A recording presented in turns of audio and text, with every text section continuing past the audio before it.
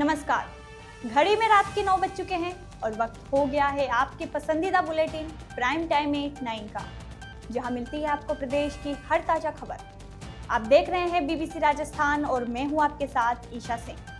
चलिए शुरुआत करते हैं आज की सबसे अहम खबरों के साथ। डालते हैं एक नजर आज की सुर्खियों पर।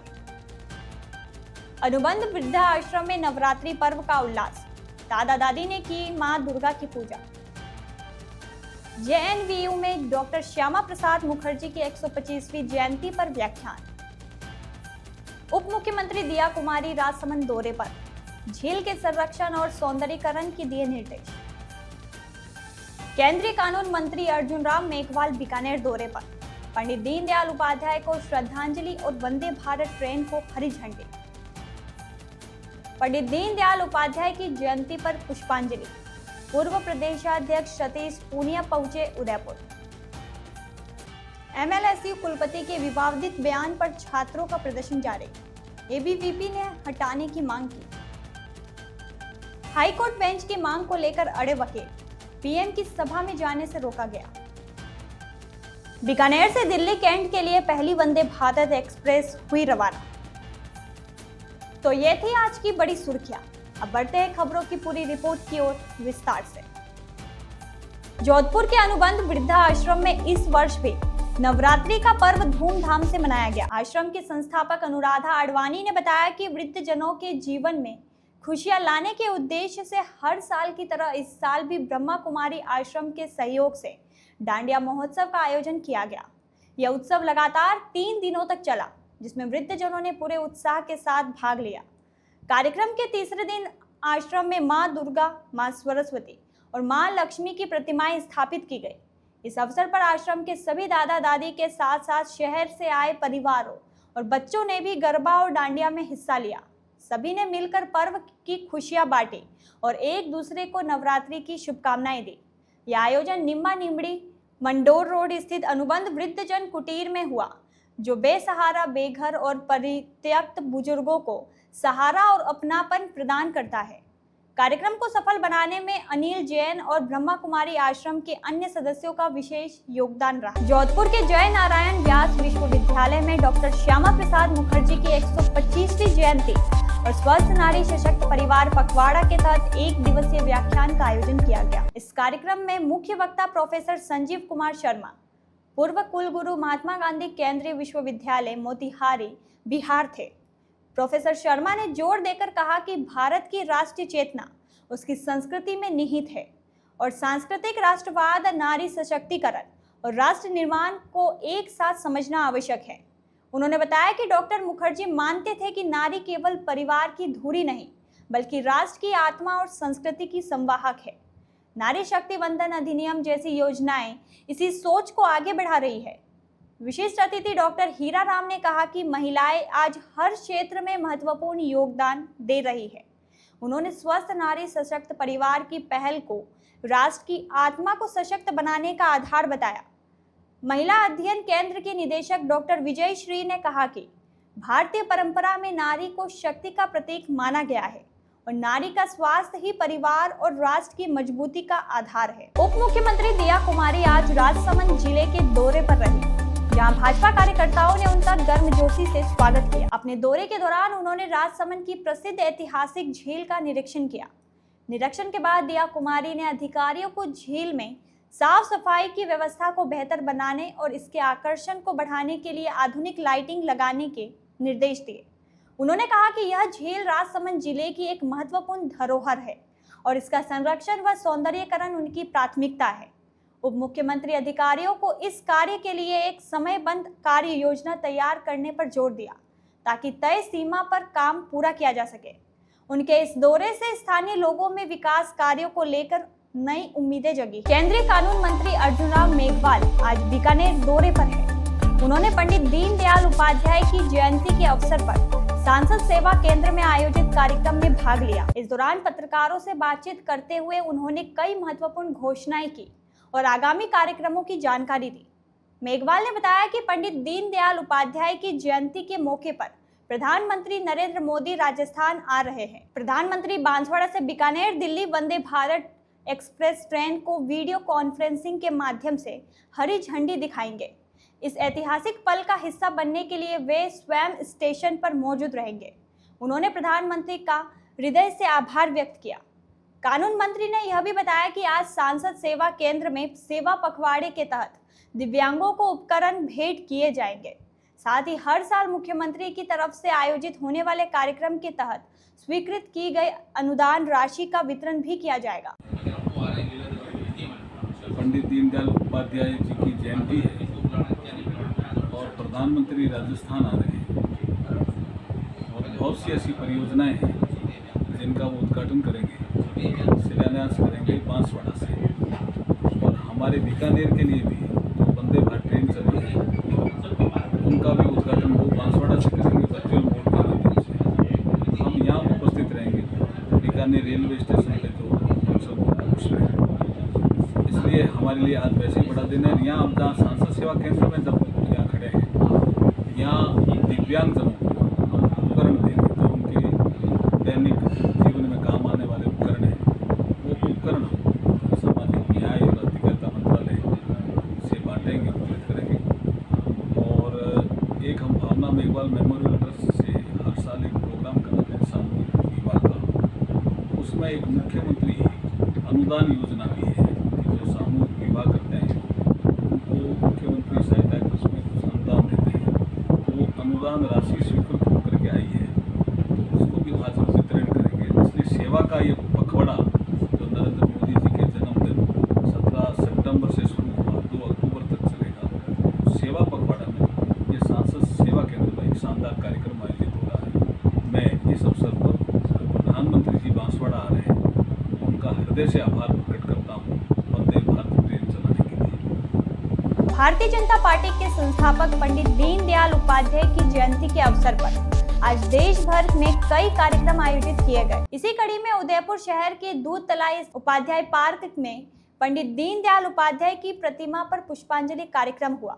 इस कार्यक्रम में भाजपा के पूर्व प्रदेशाध्यक्ष डॉक्टर सतीश पूनिया शामिल हुए और उन्होंने पंडित दीनदयाल उपाध्याय की प्रतिमा पर पुष्प अर्पित कर उन्हें श्रद्धांजलि दी। इस दौरान शहर और ग्रामीण विधायक सहित अन्य भाजपा कार्यकर्ता भी उपस्थित रहे। डॉक्टर पूनिया ने कहा कि दुनिया के सबसे बड़े लोकतंत्र में भारतीय जनसंघ की स्थापना हुई थी, जिसके संस्थापक पंडित दीनदयाल उपाध्याय और डॉक्टर श्यामा प्रसाद मुखर्जी थे। यही संगठन आज भारतीय जनता पार्टी के नाम से जाना जाता है। उन्होंने कहा कि पंडित दीनदयाल उपाध्याय का जीवन एक सच्चे देशभक्त का उदाहरण है। दुनिया के बड़े लोकतंत्र में 21 अक्टूबर 1951 को भारतीय जनसंघ की स्थापना हुई। उनके प्रणेता थे, पुरोधा थे डॉक्टर श्यामा प्रसाद मुखर्जी और पंडित दीनदयाल उपाध्याय, जो कालांतर में भारतीय जनता पार्टी के नाम से जाना गया। पंडित दीनदयाल उपाध्याय जी का जीवन एक सच्चे देशभक्त के नाते, लेकिन उनको जाना इसलिए जाता है कि उन्होंने इस देश में मानवता के लिए, भारत के लिए, भारतीयता के लिए एक अनूठा दर्शन दिया, जिसको एकात्म मानव दर्शन कहा गया। गरीब की चिंता और चर्चा अक्सर हर सरकारें करती रही हैं, लेकिन गरीब को उदय कैसे करें, इसलिए अंत्योदय की जो संकल्पना दी पंडित दीनदयाल उपाध्याय जी ने। आज उनकी जन्म जयंती है। पूरे देश भर में भारतीय जनता पार्टी और उससे जुड़े तमाम लोग और कुछ स्वयंसेवी राष्ट्रवादी संगठन भी उनको शिद्दत से याद करते हैं।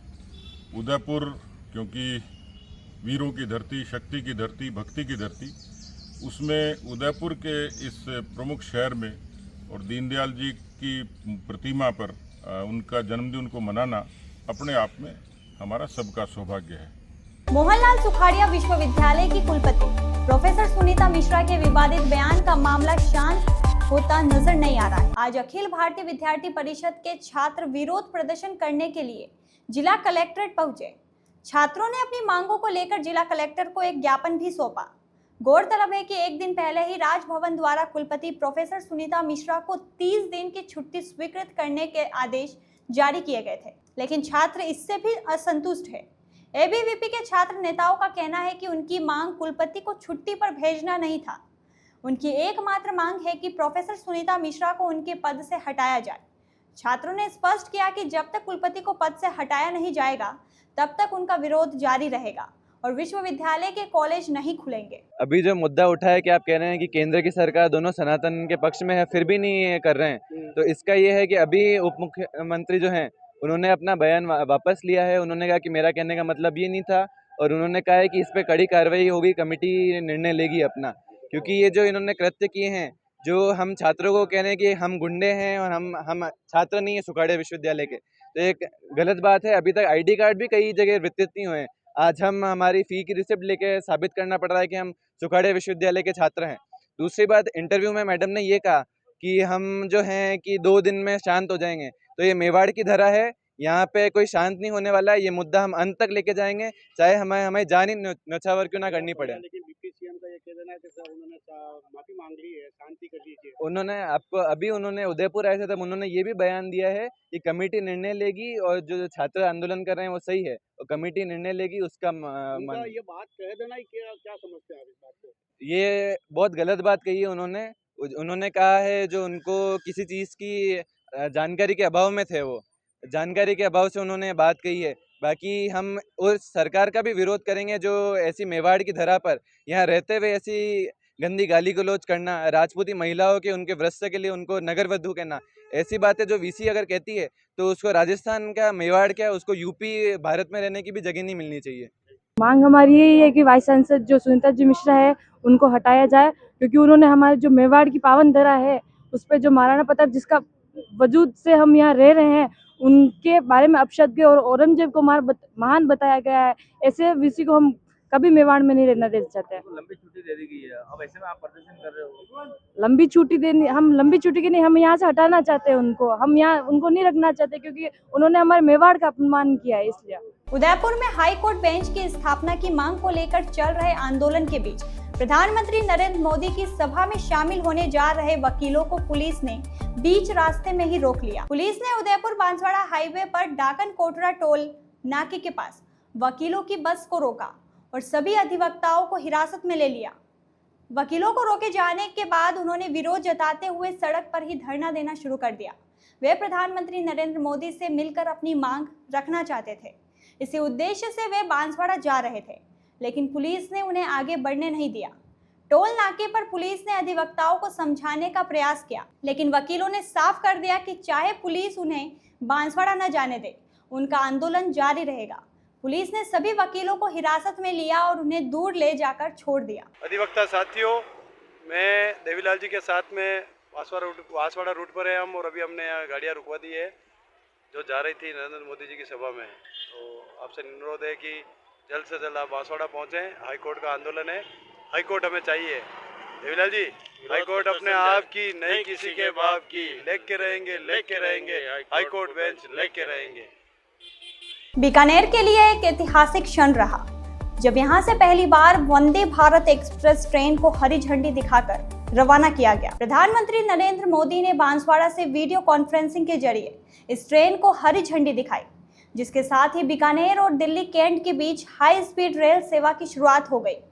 इस अवसर पर बीकानेर रेलवे स्टेशन पर एक विशेष समारोह आयोजित किया गया, जिसमें केंद्रीय कानून मंत्री अर्जुन राम मेघवाल, भाजपा के कई नेता, कार्यकर्ता और शहर के गणमान्य नागरिक मौजूद रहे।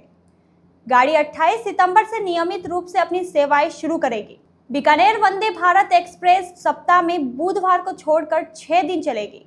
मार्ग में यह ट्रेन श्री डूंगरगढ़, रतनगढ़, चूरू, सांदुलपुर, लोहारू, महेंद्रगढ़ और गुड़गांव स्टेशनों पर रुकेगी, जिससे इन क्षेत्रों में यात्रियों को भी आधुनिक और तेज यात्रा का लाभ मिलेगा। यह नई रेल सेवा बीकानेर के लोगों के लिए कनेक्टिविटी को और बेहतर बनाएगी और दिल्ली तक की यात्रा को और भी सुविधाजनक और तेज बना देगी। तो ये थी आज की बड़ी खबरें। राज्य की हर छोटी बड़ी हलचल को जानने के लिए जुड़िए हमारे साथ रात 9 बजे BBC राजस्थान प्राइम टाइम 8/9 पर।